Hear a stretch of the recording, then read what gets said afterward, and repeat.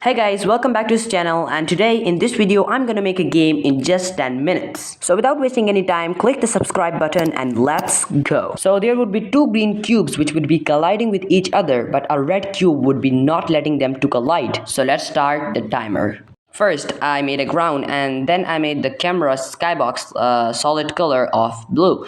Then I made a player which is down, so let me pick it up. And then I made a material for the player, and I think so that's not a player, that's an enemy. And I then made a red color for the enemy that it could be seen as an enemy. Then I made some walls for the game that the player do not fall down from the game. After that, I made a green cube that the player could collide with.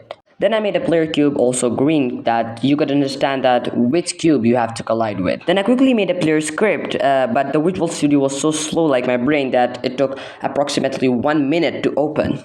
With opening the script, I was halfway in the challenge and it was really tough to write that script in 5 minutes. First, I made a on collision enter script that if the player collides with the green cube, so a panel opens, which means that you have won. But if the player collides with the red cube, the enemy, so a black panel would open, that means you have died. So I quickly made it and 2 minutes would pass. So then I needed a quick player movement script, but I didn't waste my time and just wrote the script in the player script.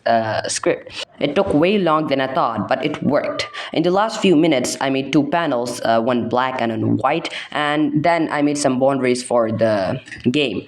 So finally, the game was ready. Yeah, I know it's not a big game, but I just made it in 10 minutes. I completed my challenge. You should also try it on big scale like 50 minutes, 1 hour, 10 hour, and then in the comment section tell me how was your experience.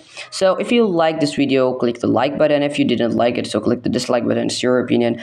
So thanks for watching and goodbye.